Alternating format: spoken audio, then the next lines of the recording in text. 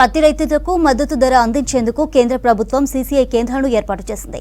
CCI బయ్యర్లు వారి స్వప్రయోజనాల కోసం దళారులను ప్రోత్సహిస్తున్నారు. పంటను కొనుగోలు చేయడంలో 1,00,000 నిబంధనలు పెడుతున్నారు. ఈ నిబంధనలను తట్టుకోలేని రైతులు ప్రైవేటు మార్కెట్లు అతి తక్కువ ధరకు పత్తి పంటను అమ్ముకొని తీవ్రంగా నష్టపోతున్నారు. పత్తి పంటను అమ్ముకోవడం అన్నదాతలకు కత్తి మీద సాములా మారింది. కేంద్ర ప్రభుత్వం రైతులకు మద్దతు ధర అందించేందుకు కాటన్ కార్పొరేషన్ ఆఫ్ ఇండియా ద్వారా పత్తి కొనుగోలు కేంద్రాలను ఏర్పాటు చేసింది. భద్రాద్రి కొత్తగూడెం జిల్లా కేంద్రం మార్కెట్లో ఏర్పాటు చేయాల్సిన పత్తి కొనుగోలు కేంద్రాన్ని మార్కెట్ కమిటీ అధికారులు సుజాతనగర్లోని డేగులం అడుగులోని మంజిత్ కాటన్ మిల్లులో ఏర్పాటు చేశారు. సీసీఐ ఏర్పాటు చేసిన కొనుగోలు కేంద్రాన్ని జిన్నింగ్ మిల్లు నిర్వాహకులు తమకు అనుకూలంగా మలుచుకుని రైతును నిలువున దోచుకుంటున్నారు.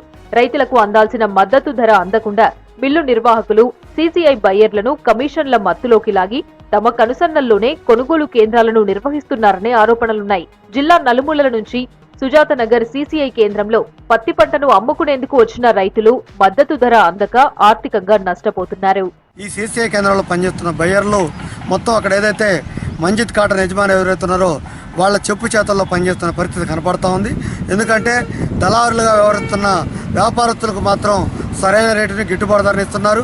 రైతులు ఎవరైనా వెళ్తే వాళ్ళ పత్తిలో ఈ తేమ ఉందని లేదా నలకలు నేను పేరుతో కింటాకి 5-6 కేజీలు 10 కేజీల దాకా ఒక కోత విధిస్తున్న పరిస్థితి కనపడుతోంది.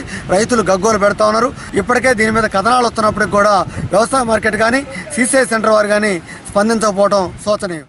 సీసీఐ బయ్యర్ నిర్ధారించాల్సిన మద్దతు ధరను మిల్లు నిర్వాహకులే ఖరారు చేస్తున్నారని రైతులంటున్నారు. పత్తి పంటను పండించిన రైతులు నేరుగా తమ పంటను అమ్ముకోవాలంటే సీసీఐ అధికారులు 1,00,000 నిబంధనలు పెడుతున్నారు. తేమ శాతం అధికంగా ఉందని, పత్తి గింజ పరిమాణం సక్రమంగా లేదని, మద్దతు ధరలో క్వింటాకు 500 నుంచి 1,000 రూపాయల వరకు కోత పెడుతున్నారు. అంతేకాకుండా పత్తి విక్రయించిన తర్వాత రైతులకు సకాలంలో డబ్బులు చెల్లించడం లేదు.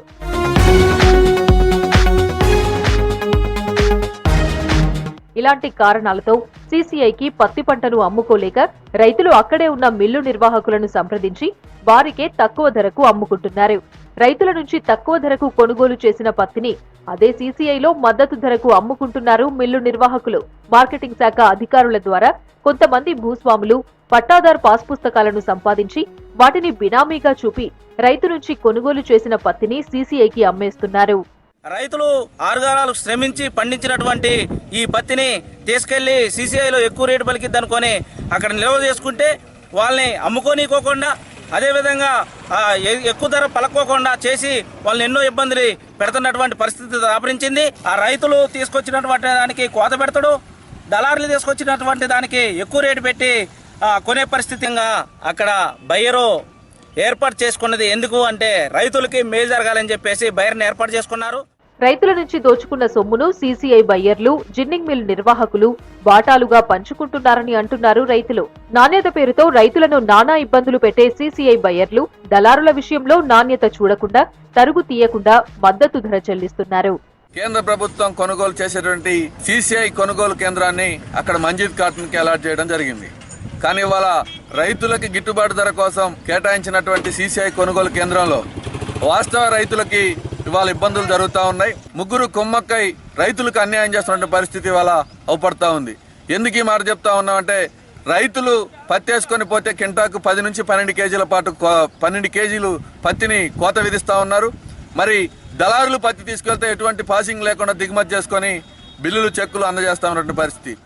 అక్రమాలకు పాల్పడుతున్న సీసీఐ బయ్యర్లు, జిన్నింగ్ మిల్ నిర్వాహకులపై చర్యలు చేపట్టాలని జిల్లాలోని వివిధ రైతు సంఘాల నేతలు డిమాండ్ చేస్తున్నారు.